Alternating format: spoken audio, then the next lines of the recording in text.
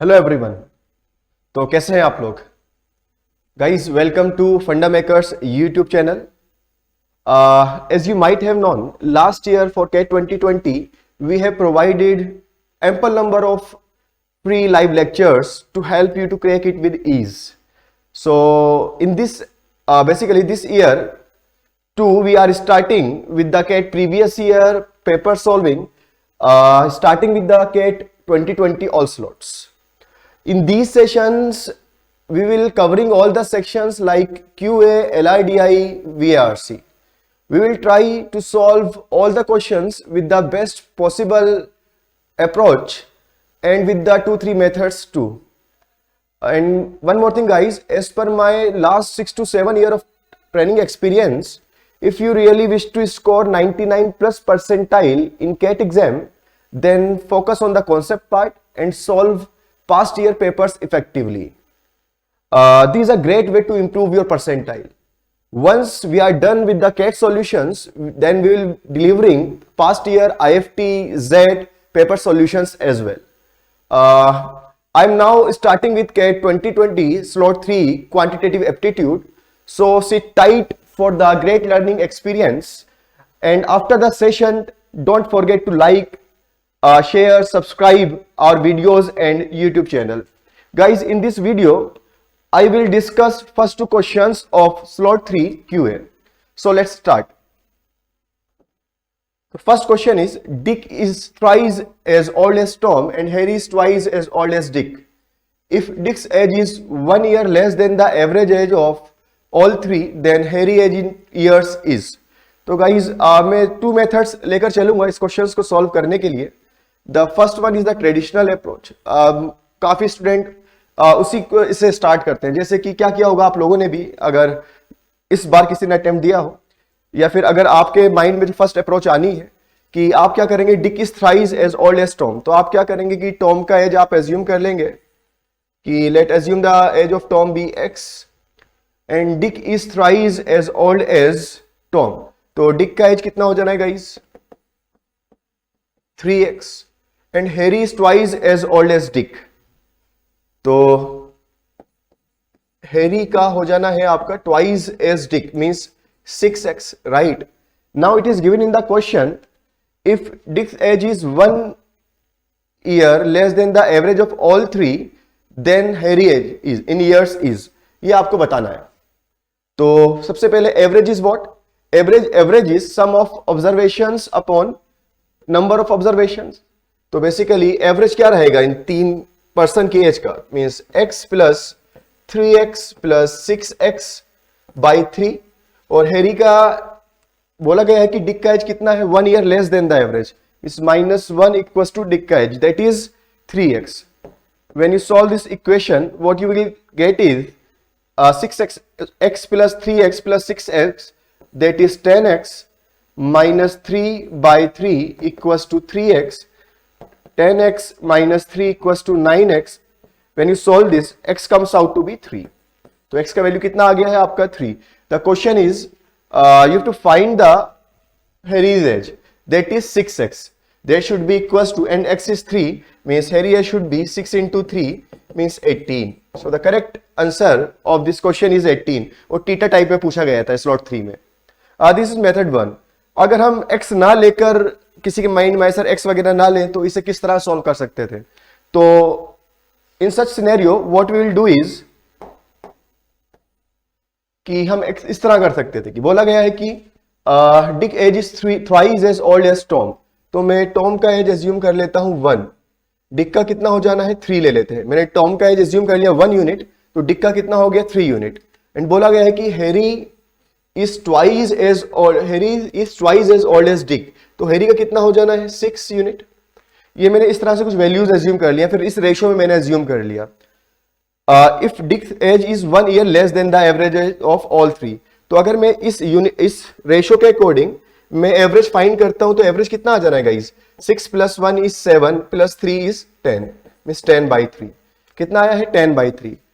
और डिक का एज कितना कम है? 1 year लेस. और according to this ratio, according to these values, Dick का एज कितना है? 3. तो बेसिकली कितना कम है एवरेज से? 10 by 3 minus 3. That is 1/3। कितना कम आ रहा है? 1/3 कम आ रहा है, but according to actual data कितना कम आना चाहिए? 1। दैट मीन्स ये 1/3 किसे डिनोट कर रहा है? 1/3 डिनोट कर रहा है 1 को, तो 1 किसे डिनोट करेगा? 1 डिनोट करेगा 3 को, 1 डिनोट करेगा 3 को। आपसे हेरी का एज पूछा गया है, हेरी का एज किसे 6 यूनिट वाला रिप्रेजेंट कर रहा है। इफ 1 डिनोट्स 3 तो 6 किसके इक्विवेलेंट रहेगा? Means 6 into 3 is 18। तो आंसर क्या आ जाना है इस क्वेश्चन का? 18। तो डायरेक्टली हम रेशियो से भी कर सकते थे, राइट।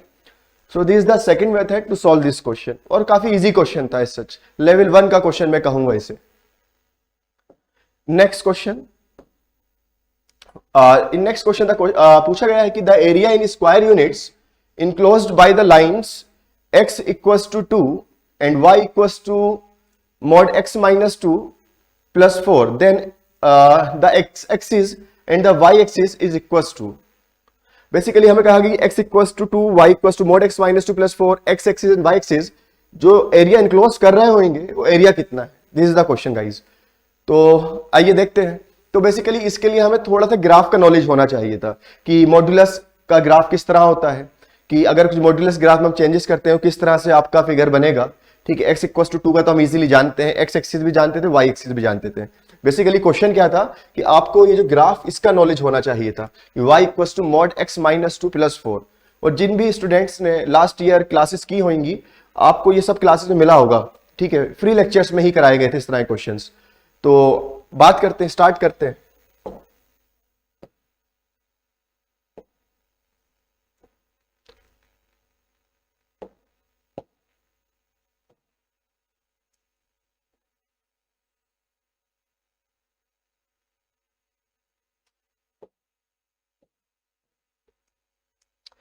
ये x axis y axis draw कर लेते हैं।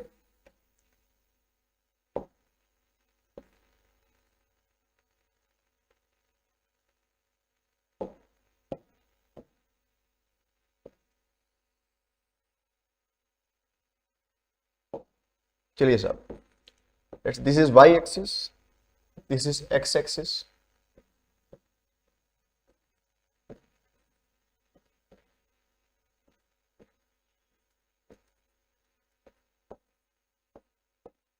ये कुछ है। तो नेक्स्ट अगर हम बात करें x इक्वल्स टू 2 लाइन की, x इक्वल्स टू की 2 लाइन कैसी रहेगी? वर्टिकल लाइन किससे पास होता हुआ? x इक्वल्स टू 2 पॉइंट से पास होता हुआ, मींस इस तरह से कुछ।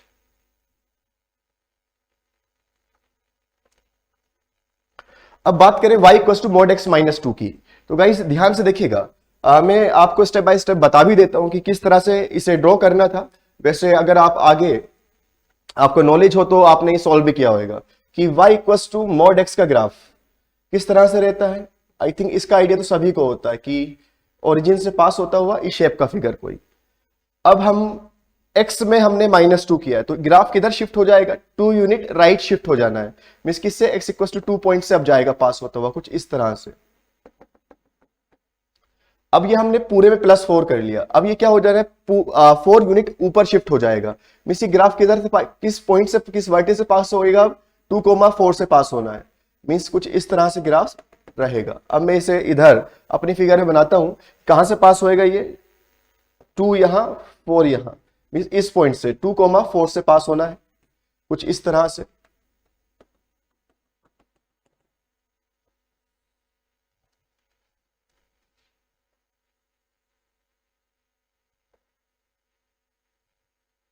राइट तो हमें क्या बताना है कि area enclosed by y axis, x axis and this figure and x equals to 2 line, means ये वाला एरिया।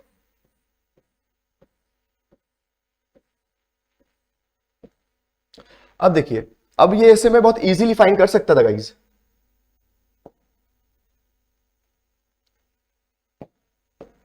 ध्यान से देखेंगे तो ये जो बना है ये एक रेक्टेंगल से मिलकर बना है, एक ट्राइंगल से मिलकर बना है। तो हमें बेसिकली एक पॉइंट फाइंड करना है, अदरवाइज तो ये क्वेश्चन बहुत इजी है।